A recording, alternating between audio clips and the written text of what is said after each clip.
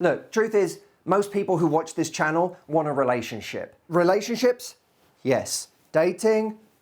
I don't want that, right? That's most people's approach to this, is please, anything but dating. I want a relationship though. So how do you manage your energy so that the dating process, the part that you need to do to get to a relationship, doesn't burn you out before you ever get one? Here are 5 ways to manage your energy in the process. Number 1, be wary of projecting your hopes and dreams onto the person you're on a date with. So many people start dating somebody, they get overexcited about that person, they get excited about the projection of them, not the real them. How could they? They barely know this person. And all of a sudden the stakes become very high because it becomes very important that this goes well, because after all, this is the right person. You're projecting your hopes, your dreams onto the person in front of you. They are a blank canvas on which to put everything you've always wanted in your love life. When the stakes go up like that, so does your adrenaline. Your energy starts to spike as you give more and more to this person, even if you don't show it to this person. Just the anxiety that comes with having made them so important burns energy.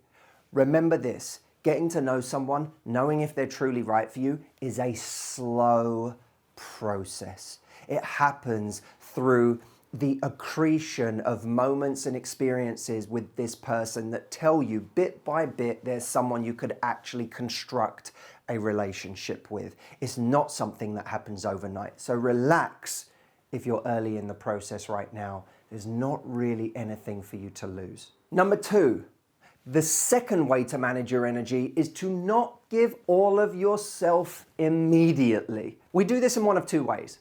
We either give someone the absolute best of us, or we give someone the worst of us. Both are too much energy for where we're at in the process in early dating. Now, giving someone the worst of us would mean showing them all of our insecurities, talking about our angry feelings towards our ex about our last breakup, talking about the intimacy issues we have from something that's happened to us in our life. Essentially taking all of the difficult things in our life, or all of the struggles we're currently having, and placing them in front of the other person at an inappropriate stage. Now, giving the best of us is doing things for this person right now, showing parts of us, giving an amount of energy that is unearned. It could be clearing our schedule for someone who has really not earned it at this stage. It could be going out of our way to give them the greatest date ever, when really we should just be in a stage of getting to know them a little better. It could be that they told us of a certain baked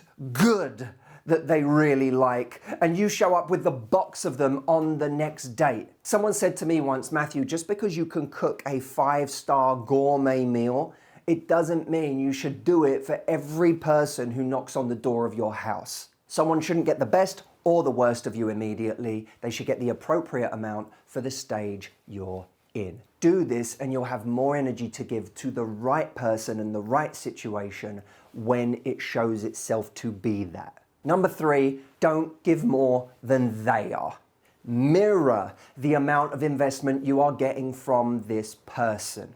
Now, that doesn't mean that every once in a while you can't step out of the dynamic that you've created with this person to lead for a moment, to show a little bit more energy or investment, to see how they respond to that. That's okay. If no one ever did that, things would never move forward. So at some point, somebody's got to bravely step out of the current dynamic. However, when you do that, you have to actually watch to see if that is mirrored back at you. For example, if you texted someone in the morning saying, "Good morning, how are you?" and that's not something either of you are accustomed to doing for each other, wait and see how this person responds. The next day, don't send the same message, because otherwise you're now in a dynamic of doing that every day. You're continuing to invest every day without seeing if they're willing to do the same, if they ever take the lead. Let them come to you in equal amounts. Number 4, don't make them a priority before they've done the same for you. You have to start prioritizing each other equally. If someone doesn't talk to you for a couple of weeks and then out of nowhere wants to see you in 3 hours, Hey, what are you doing this evening? Do you want to come and do this? That's something you should be inherently suspicious of. There's nothing wrong, by the way, with accepting a spontaneous date. Nothing wrong at all. From someone who has a history and a record of trying with you, from someone who's been investing, then it just becomes something fun and romantic and spontaneous. But when someone who hasn't been trying all of a sudden texts us and wants us to make them a priority out of nowhere, this calls for something very different. It doesn't mean completely ignoring, because ignoring someone doesn't communicate our standards. What it means is responding with something that elegantly communicates that this isn't enough for you. Number 5, to not reach out anytime you're craving attention. We have to make a clear distinction anytime we're reaching out to someone. Am I reaching out right now in a way that's organic, because I really have something to say or share, some value to add to this person's day? Or am I reaching out simply because my ego, my insecurity is craving attention? If the answer is the latter, that's a moment to stop and divert your energy to something more productive in your day, something that's actually going to move forward with that energy. Because this relationship will not move forward with that energy. And we have to understand, and this is just understanding the ego, understanding our own self-esteem, that is a bottomless well. That need for attention will never be satiated. So even if you do get a response from that person right now in this moment, 3 hours from now, you'll be feeling the same thing again, because reassurance doesn't last. What we need to do in that moment is take that energy and pour it into something that's actually going to make our lives richer, that's going to make us stronger, and that's going to create a more confident us to bring back to the person that we want to attract. Don't give energy because you're craving attention. Give energy for real connection. Now, if you want to know how to give energy in a way that creates real connection, adds value, continues to build what you have with someone in a way that leads to a relationship, I talk about all of that in my program, How to Talk to Men. You don't even need to buy that program today, because I'm going to give you a free chapter just so you can try it out. You can go and download that chapter for free at getthefreechapter.com. I hope you enjoyed this video. I feel like this is really important. So much of our energy is wasted in dating, and we don't have unlimited energy. When we burn it on the wrong people, it can leave us utterly depleted. When people tell me I need to take a break, or when people tell me I'm just exhausted, that's real.